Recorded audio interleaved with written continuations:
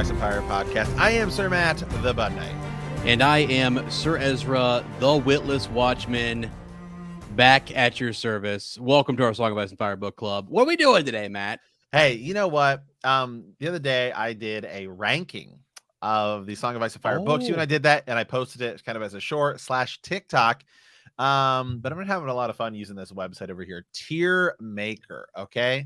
Yep. So what we're gonna do here is you and I are going to collectively, since there's only one thing here. Yeah. What we're gonna do is we are going to do a ranking of the POV characters. Okay. Now, I just clicked on the first one here, so I don't think it has every single POV character. I think it's like the one who actually have chapters, right? You know, because I guess like sometimes in the prologue you have like a one-off character, or you know, whatever. Right. So what we're gonna do is we're sort of just going to, I don't know, you know, figure it out, come together, create some sort of a, you know, a little ranking or something here, right? Of what we think. Okay, I like that, because yeah, we're gonna have to discuss sort of, you know, things that happen and those bigger moments and who has the bigger reveals. You know, where's more stuff going down. Right. Yeah. So this isn't. I mean, in some ways, it will be who is our favorite character, I suppose. A little bit, yeah, for sure. But it's more centered around the idea of the POV chapters, right? The POV characters as presenters of the story. So like for me, I think, you know, when we get into it, some characters like, well, really it's like, let's say Sansa, for example. Right. Well, Sansa as a POV character is a little different than Sansa as a character because she appears in a lot of Arya chapters. She actually herself doesn't have that many POV chapters, right? So you kind of got to look at it like that. Right. So let's start with Brienne. So the categories here are the goats, hype, solid, meh, and not another one. Okay. Oh God. Okay. So, which is the same as sort of saying like A, B, C, D, F. If you want to go down that, or S, you know, do the good old S tier. So where do you rank Brienne? Because I think you and I are gonna have to. We'll kind of average it out and see what we. Right. Because it's not like we're not presenting each our own and then combining it. We're doing this together. Yeah, like if you had one that you're like, dude, for me, this is like hardcore. This is one of my favorites. I got to put it here. We're going with that. Right. If I got one of those, we'll do the same. So a little give and take. Because for me, I've always felt like Bran was super important. You know what I mean? He's one of those. He's in the upper 2 tiers for me, right? Oh, I have Bran. Yeah. Go ahead. Because all the stuff, all the like, that's the big sort of story. I think that you're following like a lot of different, really, it's like towards the end of his, like where we're currently at with Bran is huge. I've been hyper focused on that for years in our podcast. And so I've always felt like there at the cave with Blood Raven, all that kind of stuff. To me, it was like, I don't know, man, he's what it all started with, you know, it's just this whole thing. Yeah. And we can rank it. And once we get them in their tiers, we can rank them. We'll rank them again as where we think. Yeah. But I'm going to go ahead because I agree with you. For me, Bran's got to go into the GOAT, and he could almost end up being number 1 because his chapters, start to finish, are like some of the.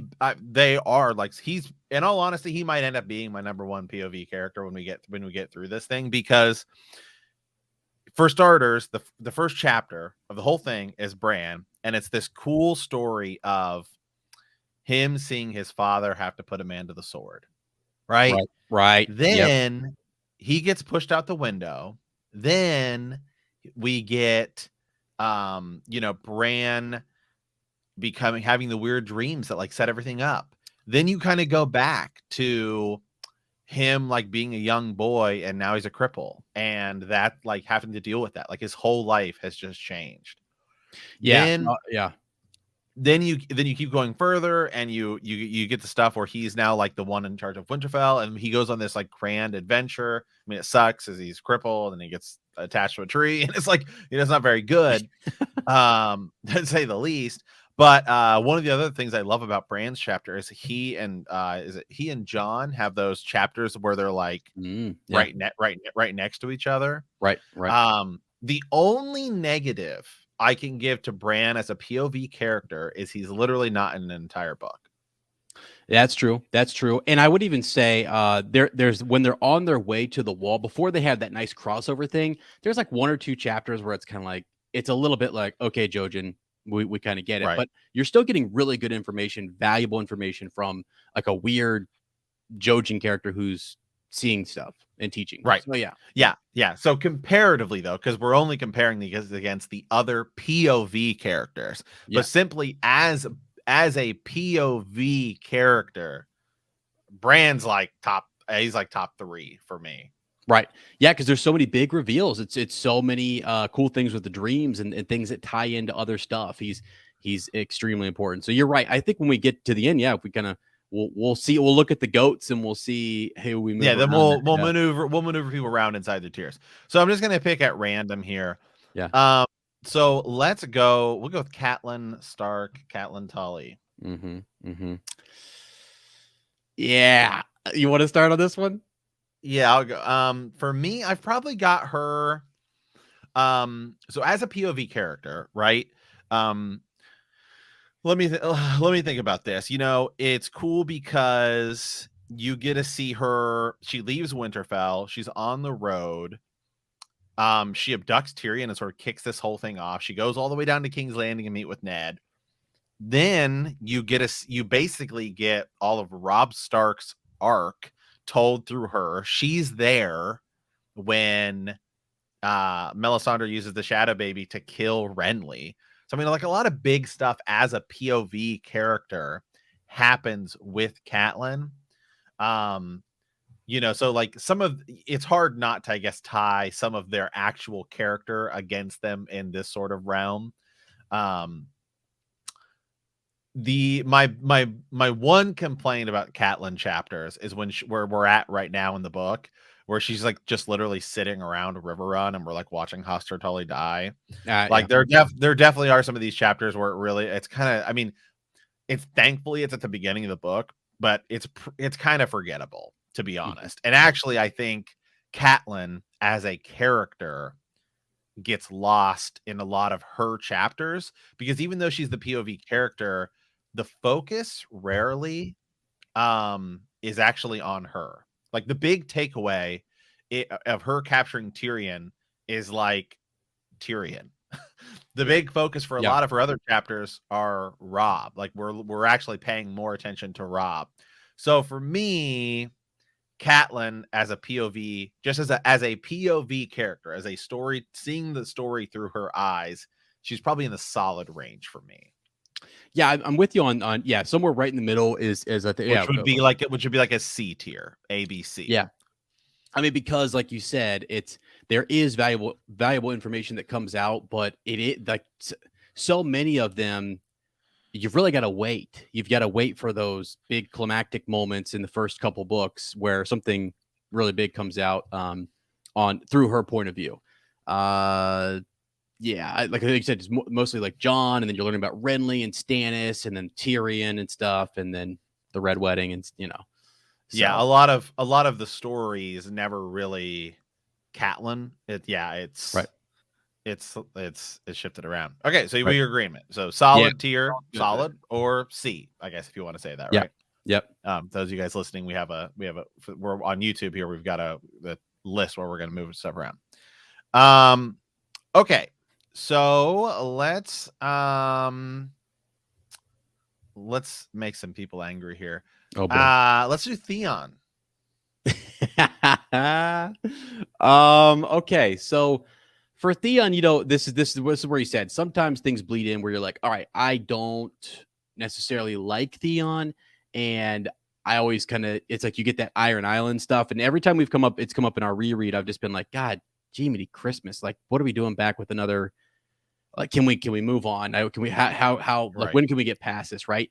It's not until I think there's a point where Reek becomes more interesting. Yeah, and you're like, wait, who is this guy? What's going on? And it starts to, there's more intrigue because of all of the abuses and the torment and stuff that this guy's going through, to where it does go, it's almost hard to kind of read, like, because of how gruesome and stuff it is. And then it's also obscure a little bit in that you have to, whenever those chapters start, you have to remember, where the heck is he at? What are the Boltons trying to do? And where is he? You have to kind of get your mind squared away as to where he's at, going down to Moat Cailin at one point and stuff. So it's just, I don't know. I'm not a big fan of these chapters. I mean, there's like a cool part. There's some cool wins a winner chap. Like, we're not counting those necessarily. So otherwise, I would say he's towards the bottom for me. Whoa. See, I think here we go. Yeah. Well, no, here's the interesting thing is I actually think I would rank Theon as a POV character higher than I actually rank him as in terms of me generally liking him as a character. Yeah. I would probably have Theon in the back half of Solid. Okay. Just because he some of his, you know, you do get like the first few chapters, I do, where he's on the ship and he's going to the Iron Islands. I feel like actually like it's a cool change of pace. It does feel distant from the rest of it, but I don't know. I think as a POV, it's a nice breath of fresh air, just a little bit, even though I'm like kind of bored by the Iron Island stuff. I think it's because we know what's going to happen. Like we're rereading this right now, but I think if you were reading it for the first time, you would be like, oh, this is actually kind of cool. Like, you're going to go see this other part of the world. Right. Yeah, go ahead. Well, so, and when I said towards bottom, I was thinking more like the meh, kind of like the second to last. So if we want to go, latter half of Solid, that's also cool, because there, as you look at the other point of views, you're like, some of them are going to be bottom tier. And Theon does have some cool theories, some deeper theories that pop up. And I think by the time it's done, he'll probably move up to like the middle or high end of Solid. Now, if it ends up going like the show, and we get like a Night King chapter with him or something like that, then he could move way up. But as it stands right now, I feel like you're somewhere in meh. I'm somewhere in like the back half of Solid. So I think we can settle there. Mm-hmm. Okay. Let's move on here. Let's do Jaime. Wow. Okay. That I know for a lot of people, this is going to be, and I feel like with you too, maybe like it's going to be one of those upper tier, categories, because he's a character we hate I hated him. I was like, get this guy out of here. Now, again, I mean, it's also, there's some of the show that leaks in some of this too. Like, we're so influenced by so many different things. We've got to like really narrow down to what's happening in the book.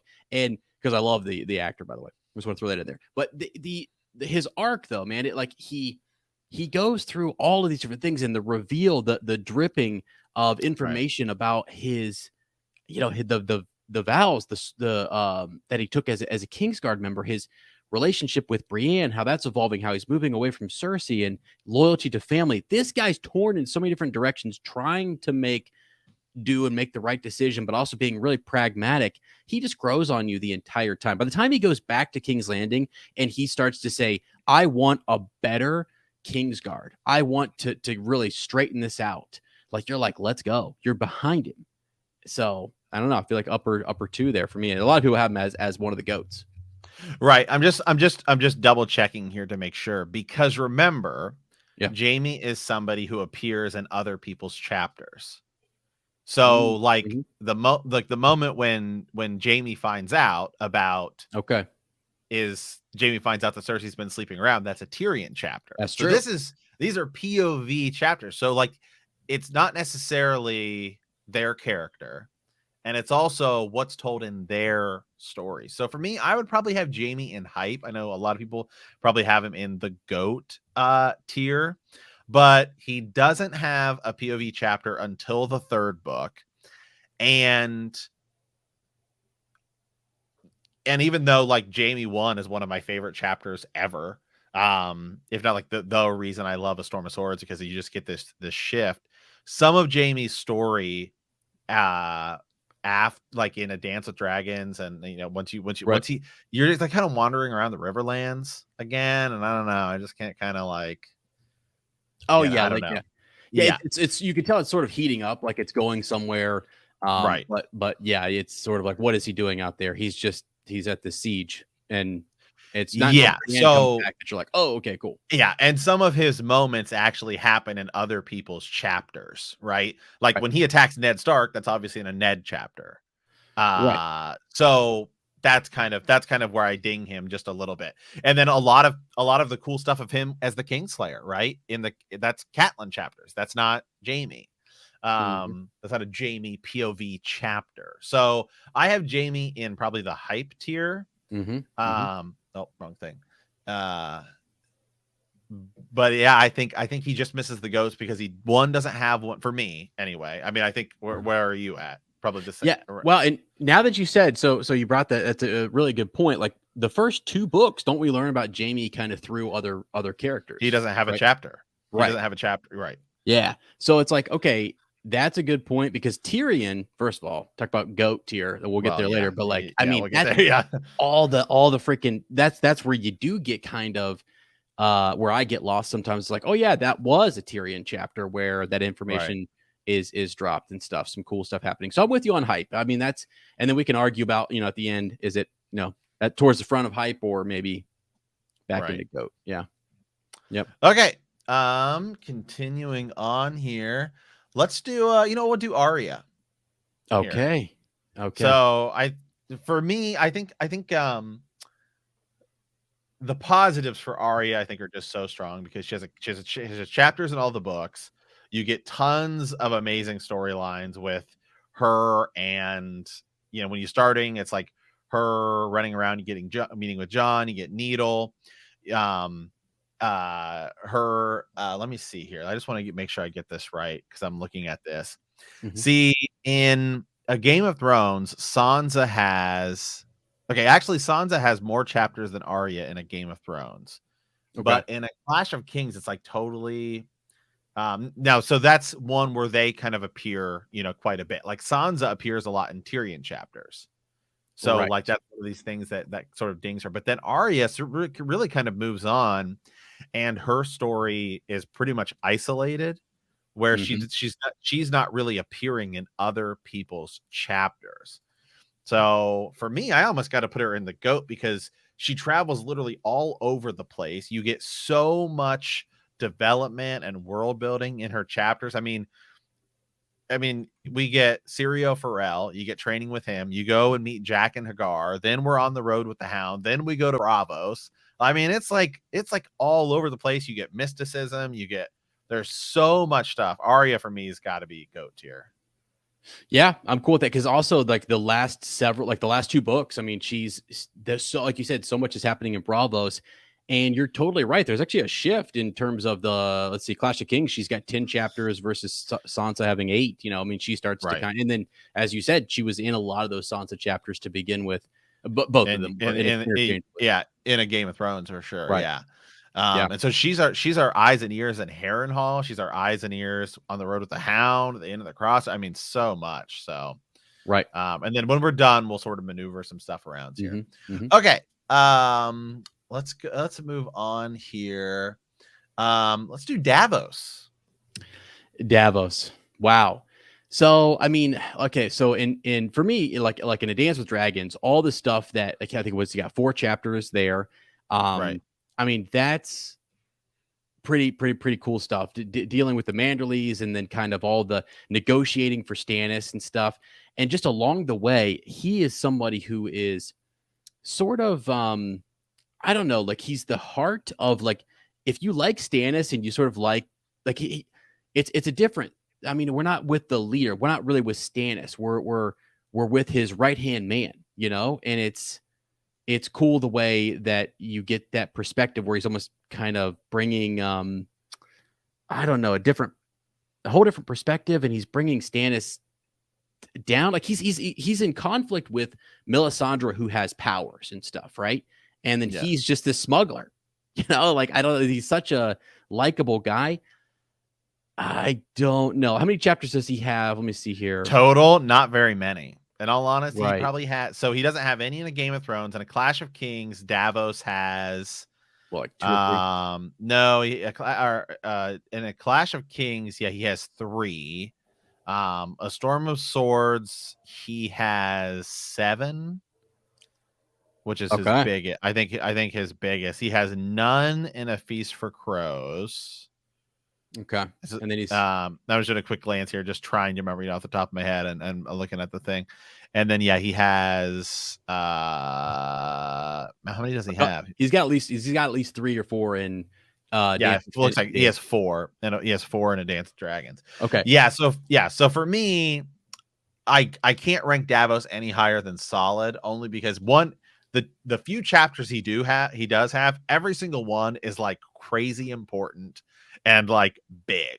Because think about what we see with Davos. His struggles with Melisandre. We see Melisandre with the Shadow Baby kill Renly. We get the Battle of the Blackwater. Then, by the end of it, he's going to meet with the Manderleys. They're all huge chapters, but there's just only like a handful of them spread across 5 books, and he doesn't even have chapters in 2 of the books.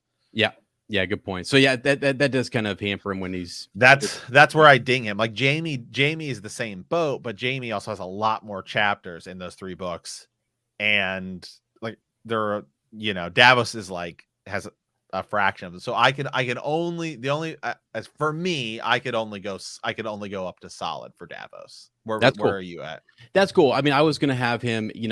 I was leaning towards back end of hype or somewhere, and so like in solid, I'd have him at least above Theon, but maybe not above Catelyn. We'll come back to that. Okay. Yeah. Continuing on here, Ned Stark. Holy God. So, one book. This is where, though, for as few that you get, it's tough. For me, even though there's just one book, I feel like. Well, to be fair, though, he has 15 chapters.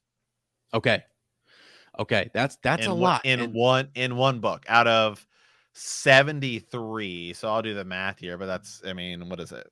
15 divided by 73.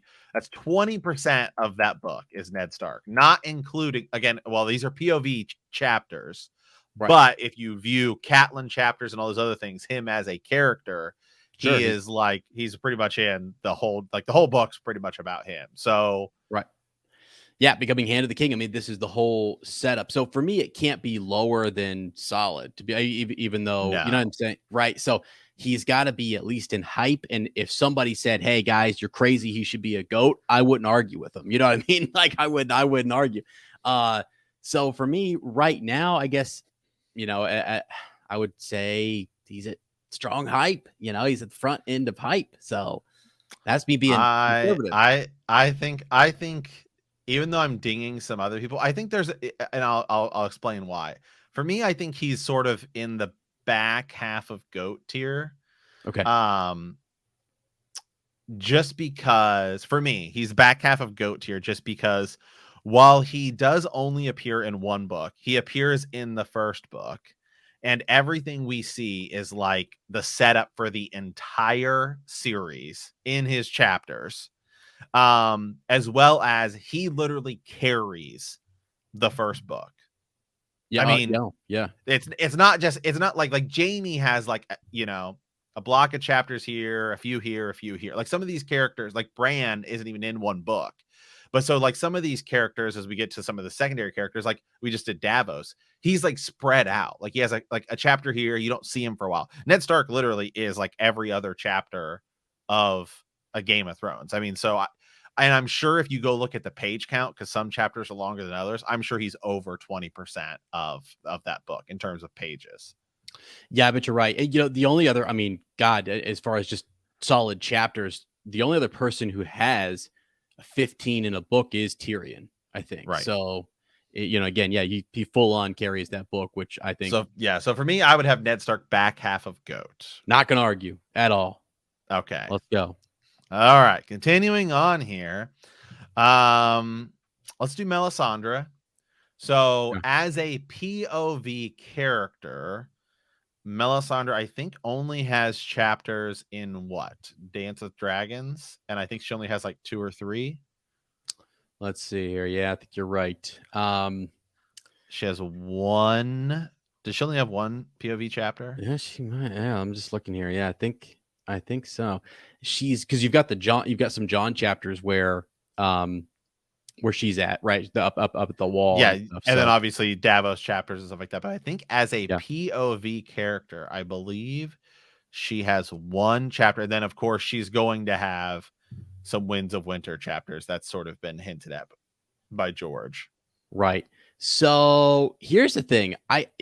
Lots of cool stuff happens in other points of view, but the whole premise of this is as a point of view. There's just one, and I don't know, that it's Melisandre gets a lot of stuff wrong. Okay, she gets a lot of stuff wrong, and she's misinterpreting. She's not reading those flames right. I know people love her. I love her too, but and that is what her chapter is about. Yeah. Yeah, that point of view. What is it again? Is that where she's so that's where she's in her chambers looking into the fire to see her vision. She sees Stannis. She sees eyes staring back at her. This is where she's like Brienne. She's nervous about Jon. She's thinking about the glamour of Mance Rayder. Right. So I mean, it's definitely a cool chapter, and she does probably see Bran / Bloodraven's eyes through the fires, but it is only 1 chapter, and it's sort of a look behind the curtain. It's a quick peek behind the curtain. So it's like, does that 1 chapter have enough power though to kind of put it in the second to bottom tier? Okay, we need more.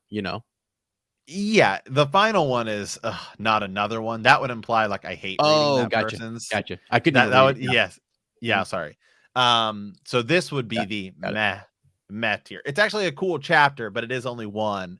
So I feel like this is a Song of Ice and Fire we're talking about. So this isn't an attack on her as a character. It is just as a thing here. Okay. So continuing on here, let's do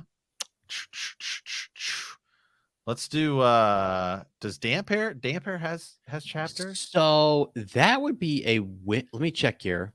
Is that he is right, because that's where you get to, that's in A Dance with Dragons, right? It's like one of the ones where you have like they're the named chapters.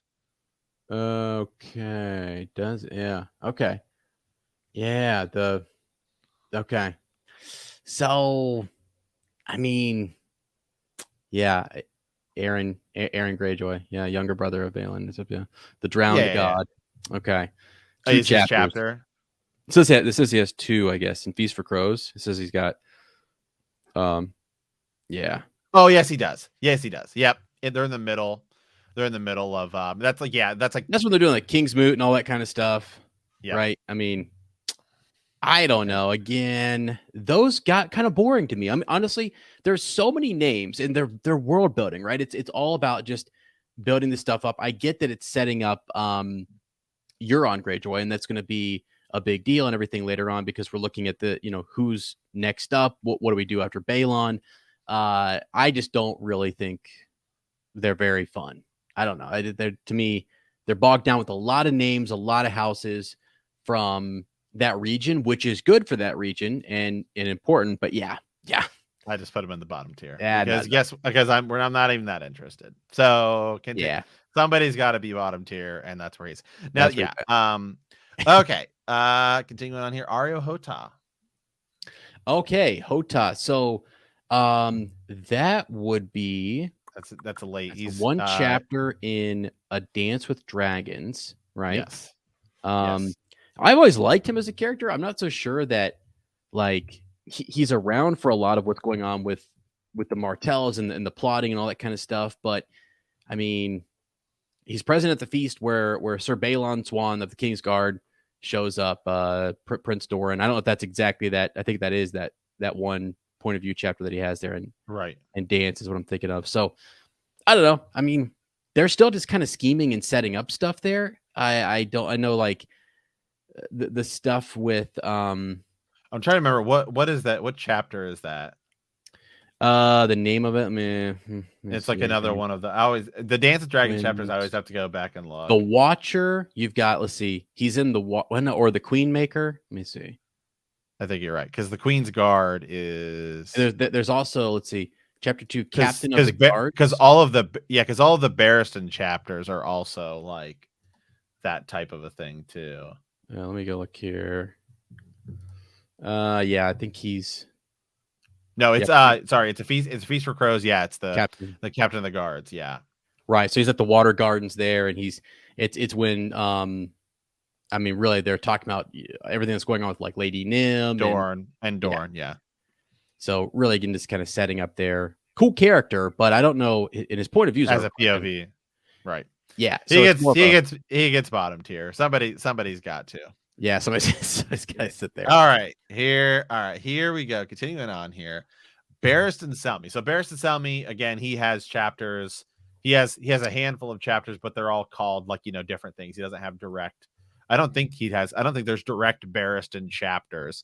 It's like the Queen's Guard, and then I think is it the Queen's Prize? No, that's not it. But I know the Queen's Guard is one. Yeah, he's got a couple here. Yeah, what are they? Is it the Merchant's Man? No, that's Quinton Martell. Let's see the target now. The Spurned Suitor. Is that a dance? Chapter 60. I don't know if that's the Wayward. No, the Wayward Blade is an Asha one. I always see. This is the thing. This is what ticks me off. Yeah, is that they're called? They're all called different things. I gotta go through and I gotta look. Yeah, let me see here. Oh, there is. Good God. So, I forgot that. Well, I mean, there's. I just looked up one where he was mentioned in, and it's a Quinton Martell one. That was the right. Yeah, he's they're in a lot. They're in a lot of these. Yeah.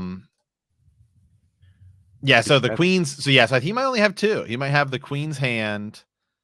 No. Well, this is the easier way to do it. I'm done. No. So he has a handful. So he has the Queen's Guard, the Discarded Knight, the Kingbreaker, the Queen's Hand, and then there is one in Winds of Winter. Yeah.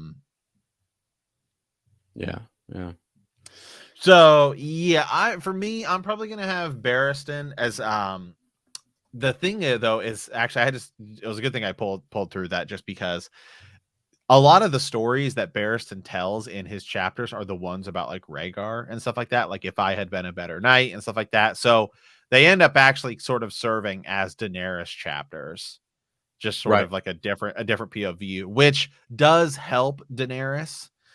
Because like my only criticism of Daenerys chapters is that early on it feels so out of place.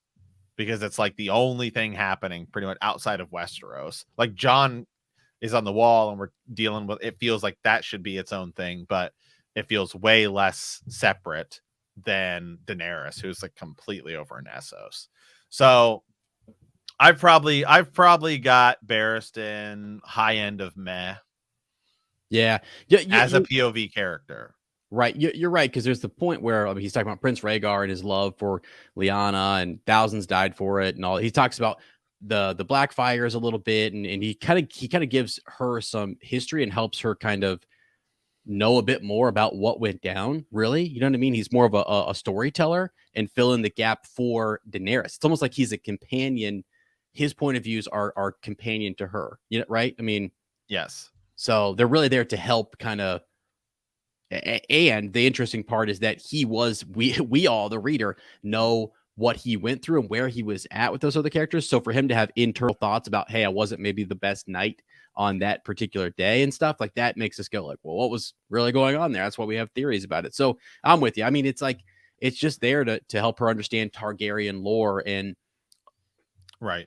Yeah. So it's probably going to get cooler in Winds of Winter. He could move up. Right. All right, let's keep knocking out some of the people who we know are sort of lower tier here.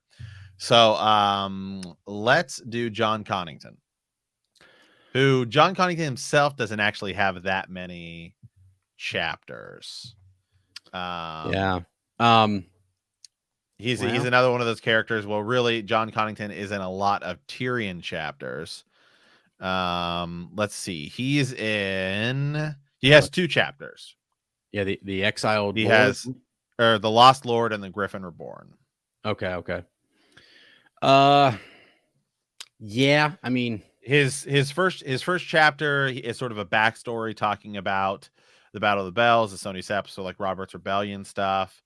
And then this is where you kind of get like his plan of what the deal, and then we find out he has grayscale. Then you go to the Griffin Reborn. He's been infected with grayscale. He's landed at Cape Wrath in Westeros, right? And then we're going to be moving to they plan on taking Storm's End. Right. Again, he provides a lot of context and understanding about like this other subplot that's going on with young Griff and everything, and what happened with Rhaegar, and more tying back into Robert's Rebellion and maybe Targaryens who might be loyal to either Dany or young Griff. But other than that, I mean, I want more. Yep, right. Yeah, that's the thing. Yeah, there's only 2 chapters, so it's just hard. It's hard. So we have him in the meh category, right, which would be the D category. The people listening on the podcast, because they can't see it. Yeah, it's not that his chapters are bad or anything. It's just hard. It's hard to ranking. It's hard. There's no way I could put him above, say, Theon. With 2 chapters, no matter how cool they are. Right. Okay. Continuing on, let's do Victorian Greyjoy. Oh, Victorian Greyjoy. Let me think. Here's another guy who has some really cool chapter. Yeah, who has some really cool stuff, but doesn't have very many. Obviously, you get him and Euron's back and forth, and then his arm, gets all jacked up. Right. He's got those guys blowing on the horn there at the end, trying to figure all that out. I mean, there's some mystery on his ships as he's approaching Daenerys, changing his mind, saying, "Hey, I'm going to actually just see if she wants to marry me." So it's all cool and interesting that you've got like Dragon Binder and magical elements.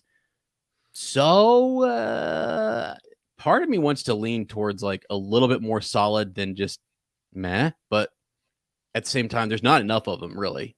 Right. I would have him above Jon Connington, but below Barristan Selmy. Yep. Okay. Yep. Yeah, like it. So he's still in the meh. He's still in the meh tier. It's not letting me. There we go. Okay. Continuing on here. Let's do young Griff. Young Griff. I mean, those were very. How many? Those are very. I'm gonna go look. Very interesting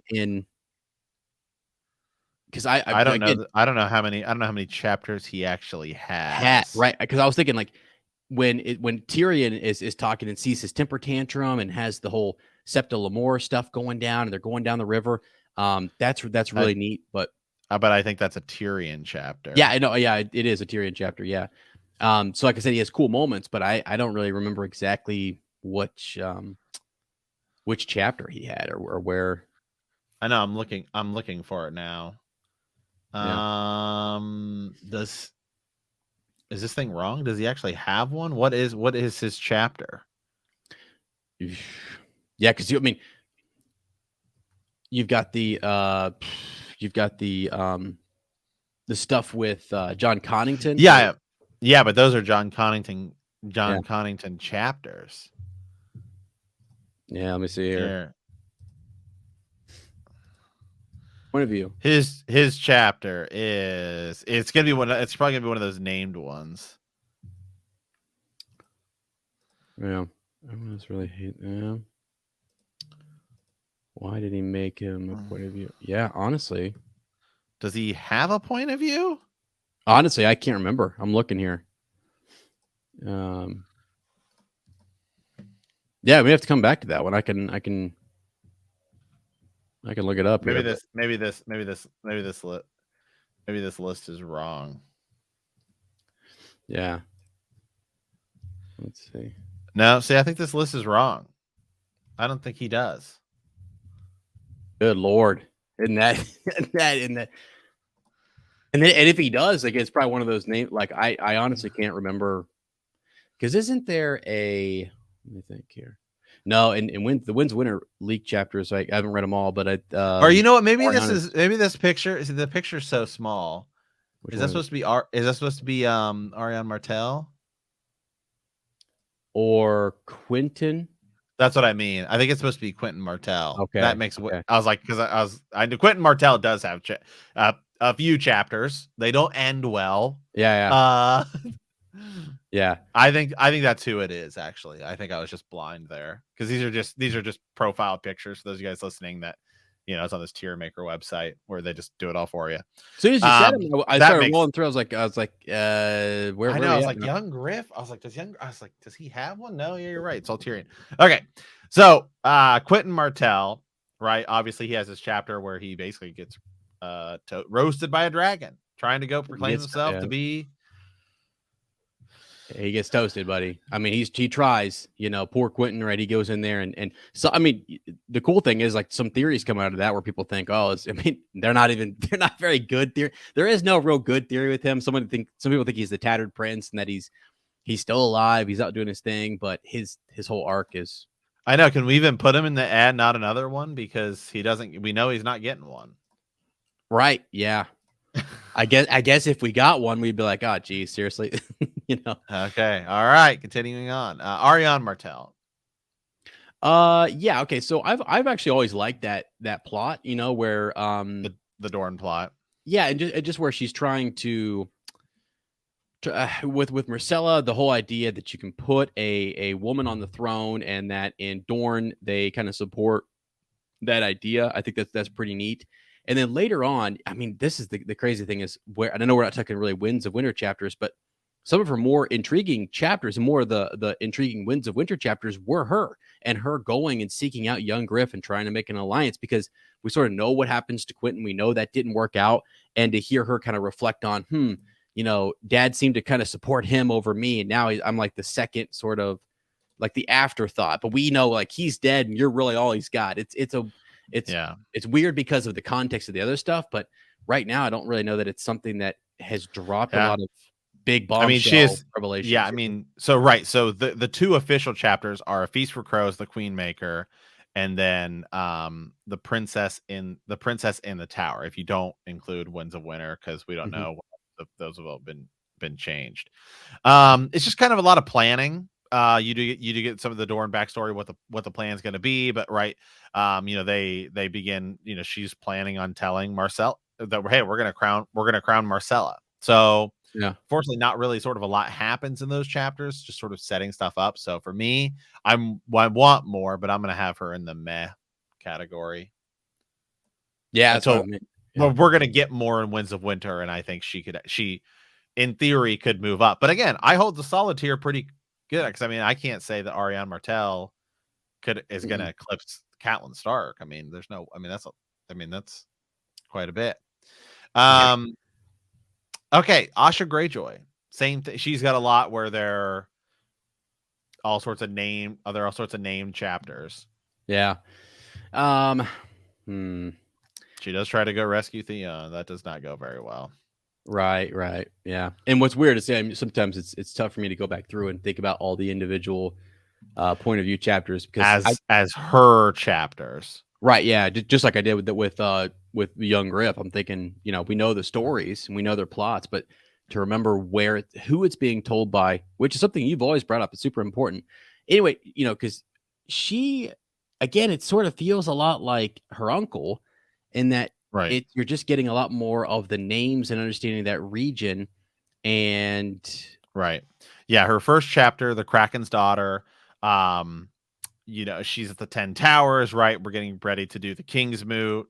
Then she's in the Wayward Blade, which is the Wayward Blade is in A Dance with Dragons.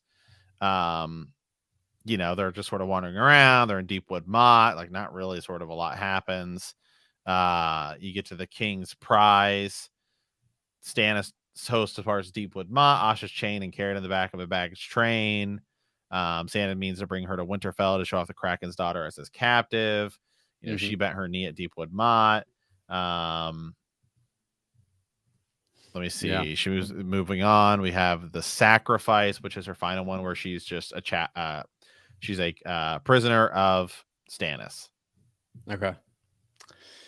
Yeah, to me, I'm not real impressed with a lot of her. I don't know. Just not.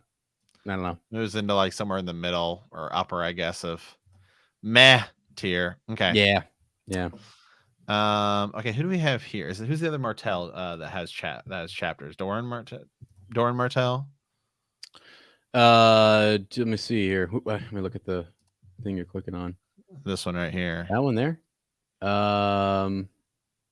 Oh, hold on a second. Is that what's his name? The King? Is that a Kingsguard member? No.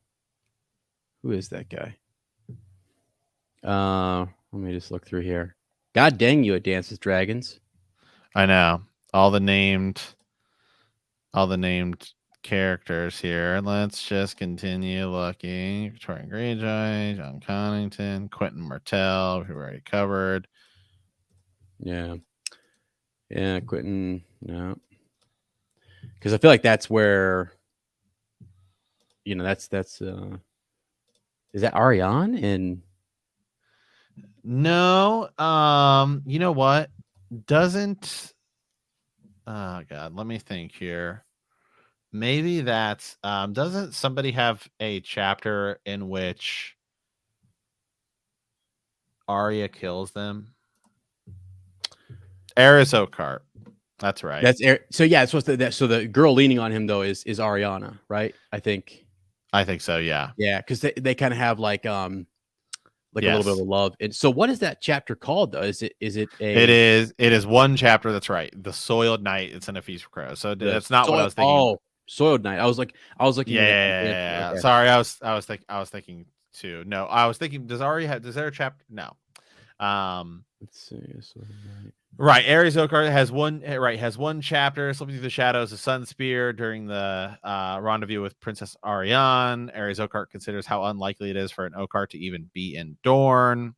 You just get sort of a backstory of him. He feels dishonored himself enough. He doesn't want to dishonor her, right?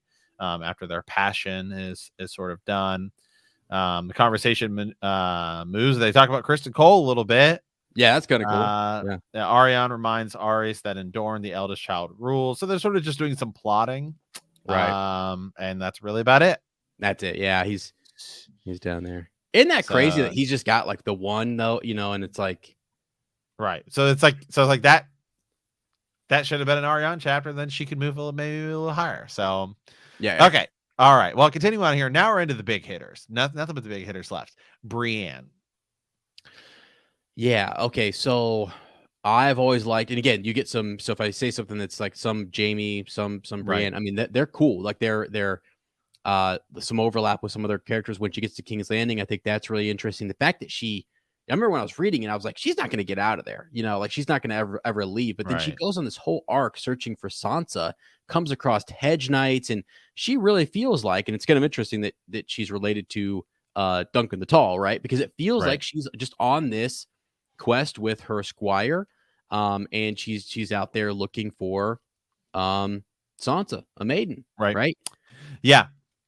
It's definitely solid or higher, Yeah, I would say I'm gonna say somewhere in solid, probably above Davos, just because she has quite a bit more than Davos. Yeah.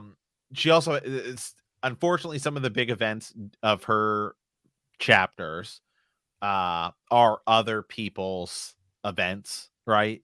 Or like sometimes she's a character in somebody else's POV chapter, like when Renly dies and she's there. Well, that's Catelyn. That's a Catelyn chapter. So yeah, I'd have her somewhere sort of in solid, probably just behind Catelyn, above Davos. Mm-hmm. Yeah, that sounds good. Okay. Cersei. Here's the thing. I think those chapters, King's Landing, the battle that's going on at Blackwater Bay, I think she adds a really interesting perspective just in terms of what, like you hate her, so and you love her, So she doesn't have a POV chapter until I think A Feast for Crows. So that's right. So that's kind of the thing is really right. It's a Sansa thing at the Battle of the Blackwater. That's right. The Sansa, and she's Sansa, Tyrion, Ned, Jaime chapters all the way up to. It's so crazy, Matt, because she's actually talking to Sansa. Right. It really, Cersei talks probably more than Sansa does in that chapter about what they're gonna do and everything until Sansa, like at the very end. But that's crazy, man. That is crazy. So yeah. I mean, I would actually I would have her, even though she appears in one less book as a POV character than Jaime, I would have her above Jaime. I would have her because even the problem is as a POV character is for this particular thing is that she doesn't appear until the last 2 books.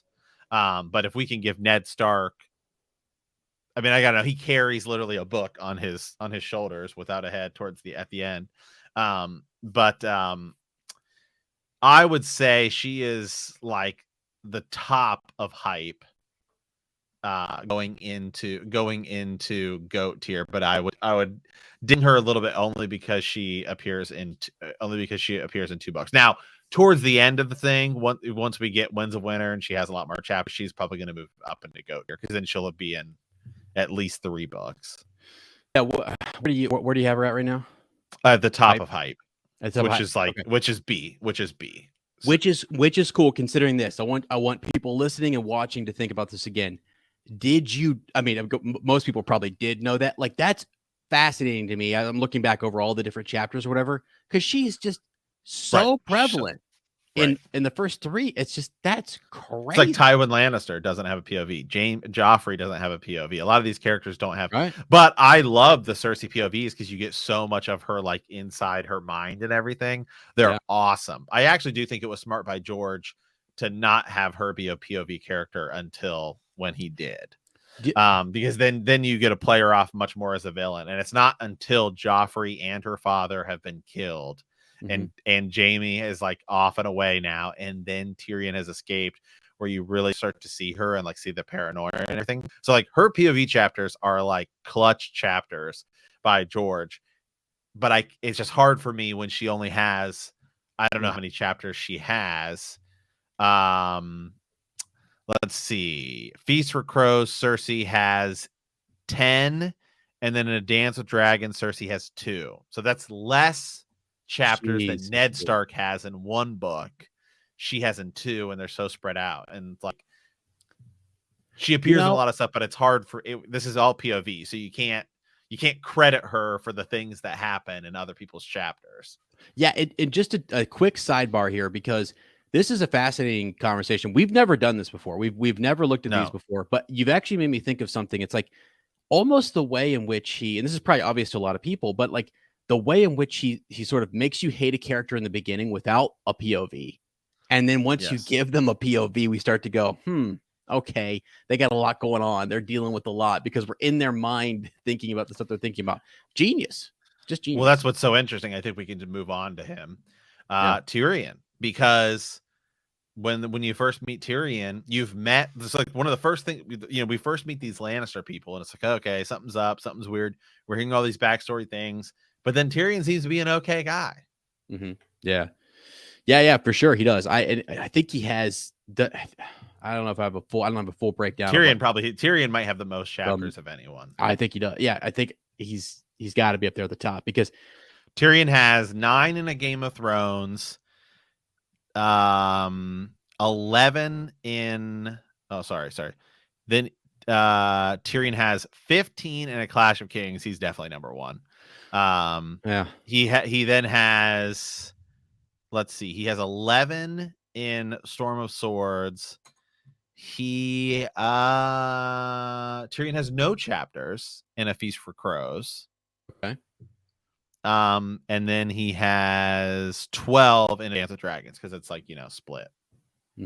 Yeah, that's a lot. I don't know. He's a GOAT for me, just in terms of stuff that's revealed, and obviously, especially, just since all the stuff. I mean, I so mix up Cersei conversations, like thinking those are points of view, because there's so much dialogue in those with Tyrion, and then Jaime and Tywin, like you said. So right. Yeah, the only place you really start to lose some is some some early stuff. You get some Catelyn chapters that have Tyrion in them, and then as you then like the second book, some of the second and third book, some of like the Sansa stuff that's at core is really a Tyrion chapter, or it's like a Sansa chapter, but Tyrion appears in it.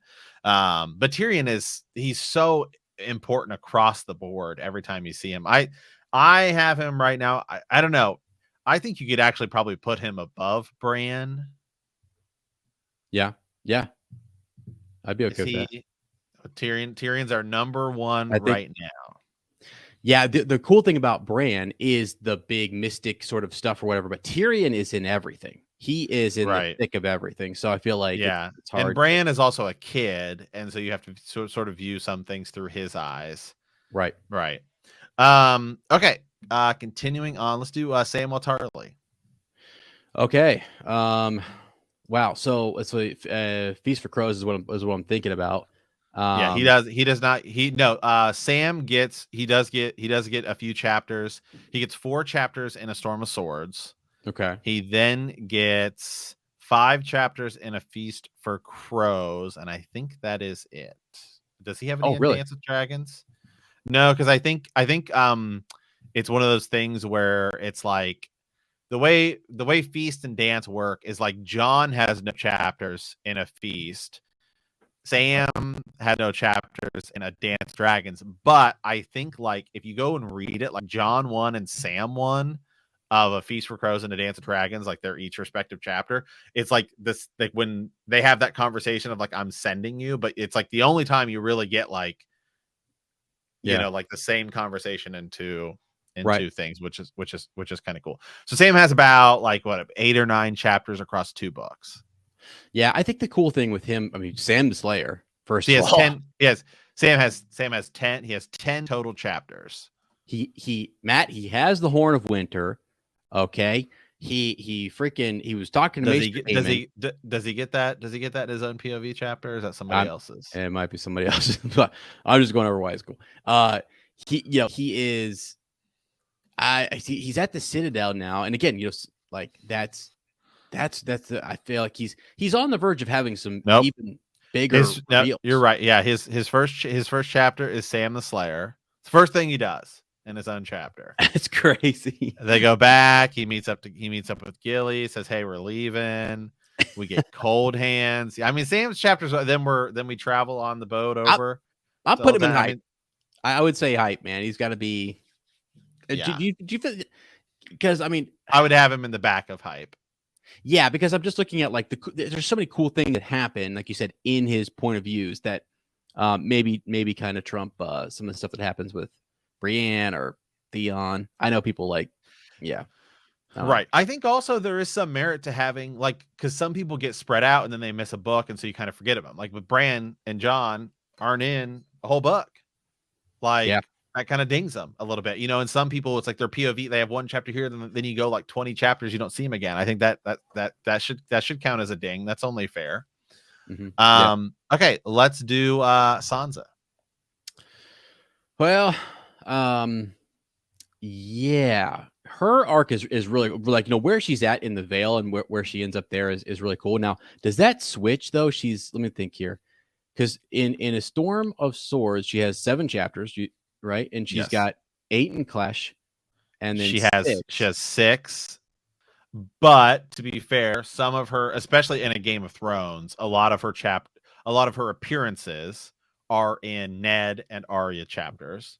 Then some of her stuff in Storm of Swords is really Tyrion chapters, but a lot of the stuff with Cersei and Joffrey is all told through Sansa's eyes in Clash Kings. Mm-hmm. Yeah. Well, yeah, because I totally just got mixed up that Cersei didn't have a chapter during the battle, and it was Sansa, right? Who was, you know what I mean? A lot of that through Sansa, which is actually really cool because like Sansa's the one who starts singing and all this stuff, and Cersei's kind of sitting over there like drunk, and like she feels like she's just looking at everyone like we're all gonna die, and so you actually get it through Sansa. That's actually a really cool chapter. So then Sansa, right, her chapters actually change, right, to Elaine. So Yeah, so she has. Let me look here real quick. So in Feast, she has one Sansa chapter, and then there's 2 Elaine chapters. Yeah. And then does she have any Dance with Dragons? I don't think so. No, I don't think she's mentioned, but she's not like she's one not in Dawn chapter. She's mentioned. Yeah, that's it. Yeah. I think her start. I actually think she's way more interesting in POV before she goes to the Vale. I mean, and then she's just kind of hanging out. Although I do think we see her. It's her chapter where Littlefinger boots what's her name out the moon door. Yeah, right. Yeah. And so that's what I'm realizing is really cool. Like when we were talking about Sir Barristan Selmy earlier, and I'm like, well, he's just really a companion. He's a lens to add historical context to Dany. So like Sansa right now is this other, again, just a lens that we're looking through, and really we saw Cersei, like we saw so much with Sansa, and we see how it's changing and evolving her, and she's growing, right? She's going through huge growth, but yeah, she's seeing Baelish, she's seeing Littlefinger, right? I mean, she's seeing some pretty awful stuff, and we see that through her lens, which makes me kind of forget her a little bit and more think about the characters that are in. Like she's a witness. It feels like she's a witness to so many things. But I don't know. We do see a lot of things. We do see a lot of things through her eyes and her perspective. I mean, and it's all horrible. Yeah, she's a witness to all terrible stuff. And she's a victim of terrible stuff. And we do see that in her eyes. Like when Joffrey makes her look at Ned Stark's head and she's considering pushing Joffrey off the edge, right, and stuff. So for me, Sansa is either like, I would put her above Cersei and Jaime. She's either bottom of goats because Arya just has way more stuff, and it's like a sort of better storyline that's like Arya focused, where you see it through her eyes. She's either bottom of goat tier or top of hype tier. And knowing who we have left, I feel like Sansa, who I actually love as a character, top hype. I want to put her higher, but I feel like, in fairness, I feel like she's top hype, which is B tier. Yeah, let me just say, I think too, we're, again, this is our kind of, Matt and I talking this is through their POV, right? It's their POV. And then what do we think is cool, like a cool reveal in that POV? See, I kind of prioritize the magical element. So anytime that happens, I'm like, oh yeah, just up it. But if you're into the political stuff and the Baelish and the back, all the backstabbing and the horror stuff, Sansa would be your goat. So I'm kind of with, if people want to go either way on that, it depends on what you like coming out of those. She'll finish in goat tier. Yeah. When the series finishes, she'll be in goat tier. Oh yeah. I'm with you on that. This is just as of where we stand right now. Yeah. Okay. Which leaves 2 left. Let's do Jon and then Daenerys. So Jon Snow. I mean, obviously, I don't even know that we have to go into it very much, but it's obviously goat tier. Obviously goat tier. The real question is where. Yeah, because man, I mean, we know Daenerys is goat tier too. We might as well just go ahead and say it. Yeah, they're both because now it's really about organizing the goat tier. The goat tier. Right. Because see, Dany she carries the whole Essos, plot line on her back. I mean, again, you have companion pieces. You've got you've got other people going out to see her and cool stuff happening there. But man, it's all her. So she's at least for the beginning, but it picks up. Picks up once she gets. Actually, I think her chains are broken a little bit because the first book is so much about Khal Drogo. Yeah. And then when she has the dragons and she's walking around, it sort of picks up a bit. And then Barristan comes over, and then Tyrion, and that helps a little bit amplify Essos. I would put Dany. I'd probably have Dany as my 3rd best POV. Okay. Because there's advantages to her story and there are disadvantages to her story. The advantage is doing a POV only read. Dany's actually probably the best because her story is so self-contained.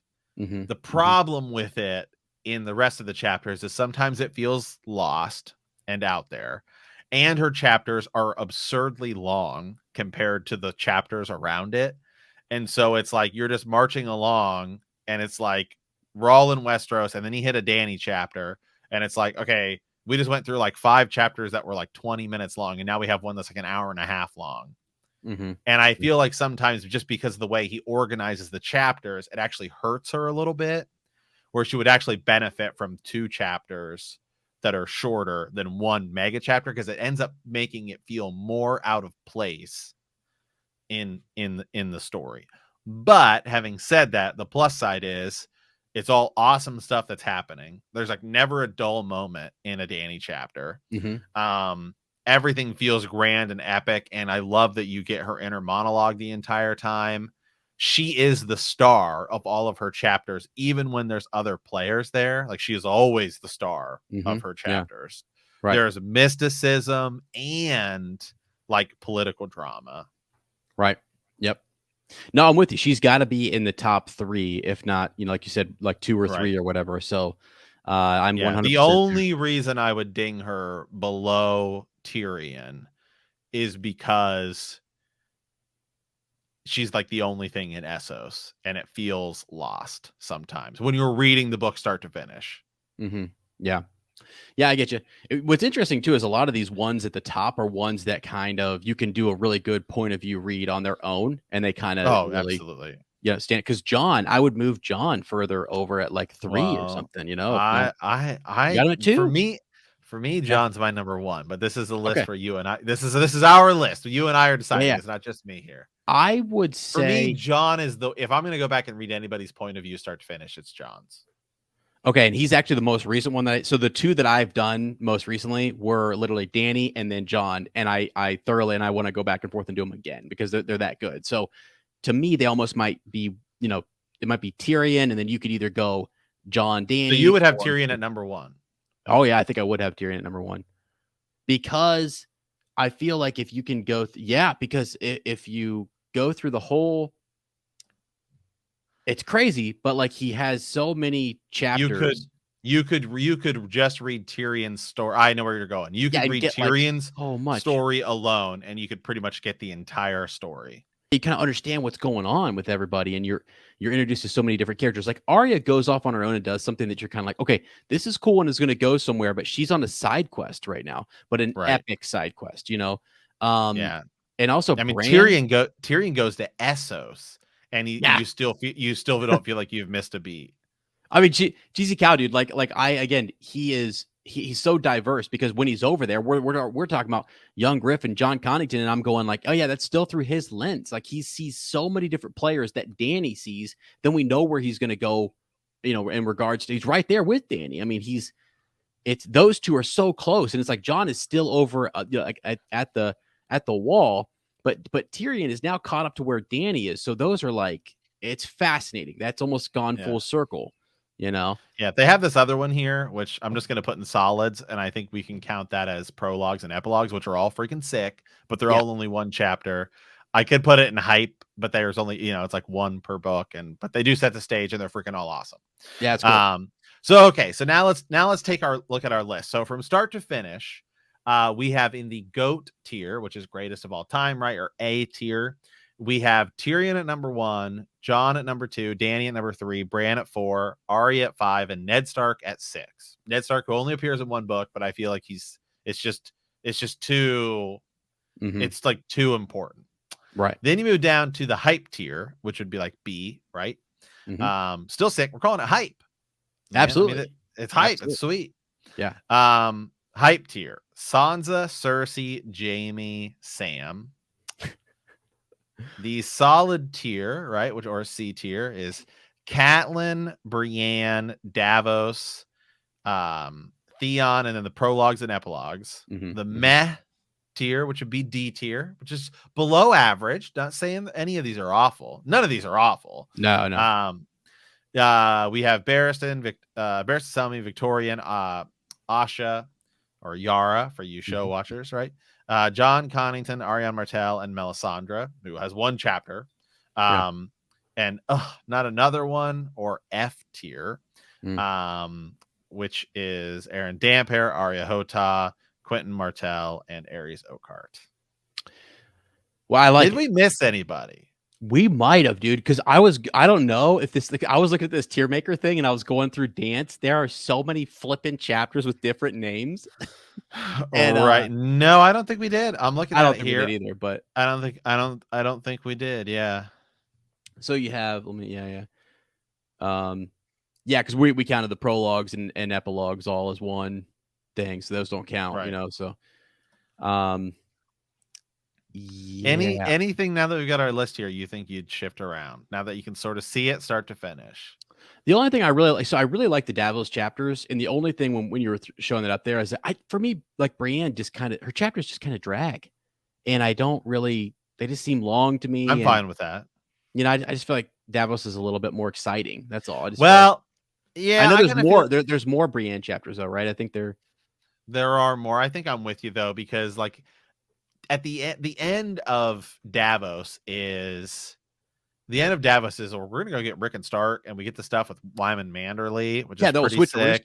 Yeah, I mean, that's and I agree with that.